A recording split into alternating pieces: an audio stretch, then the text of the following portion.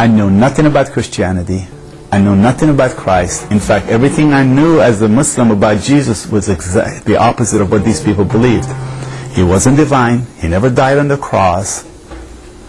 He wasn't the Son of God.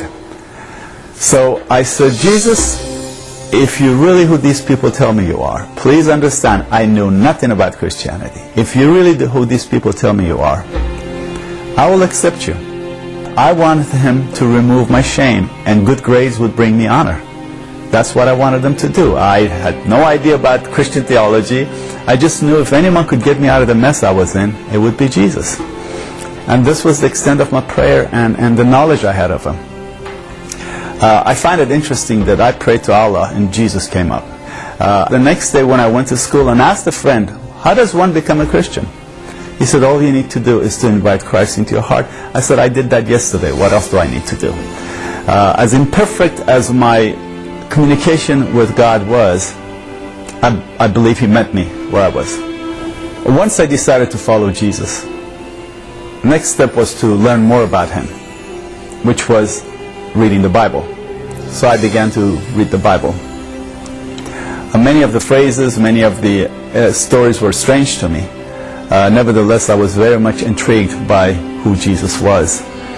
I'm so glad in a way that no one tried to put words in my mouth. No one told me what to do. It was all by the direction of God through Jesus, what I was supposed to do next. So I came to the conclusion that I needed to get baptized. So a few months after I had become a believer, I got baptized. As I got to know Jesus, I realized that good grades were not that important anymore. One night as I was lying down on bed, I had just finished about Jesus walking on water.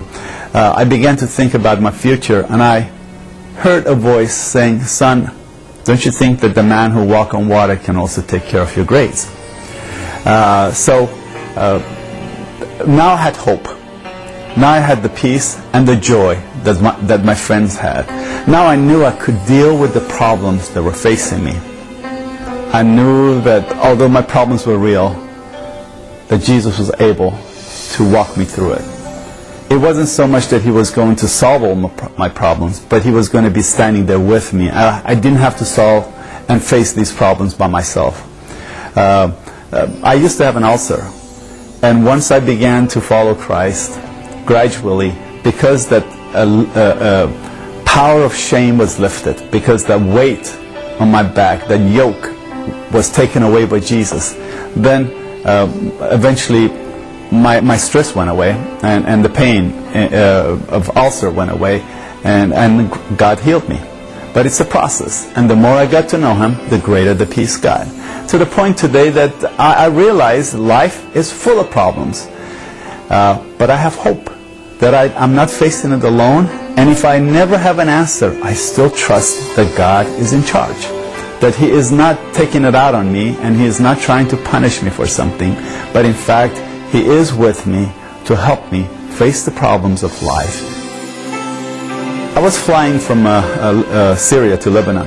I sat next to an Arab gentleman, and we began to converse. He was a Muslim, and I told him about what a friend of mine had told me in Jordan. This is the story that my friend told me. He said his next door neighbor shot his own sister on the street 7 times during the day, with everyone witnessing it, and he waited until the police showed up, gave him his gun, and they let him go because it was honor killing. His sister was caught in adultery, and he had to remove that which had brought shame to the family. By killing her, he had restored the honor. And I asked the Arab gentleman sitting next to me, I said, do you think the man did the right thing? And he said, oh, by God, yes, of course. I would have done the same thing myself. I said, have you ever done anything to bring shame on God? He thought a little bit, and being an honest man that he was, he said, yes, I have.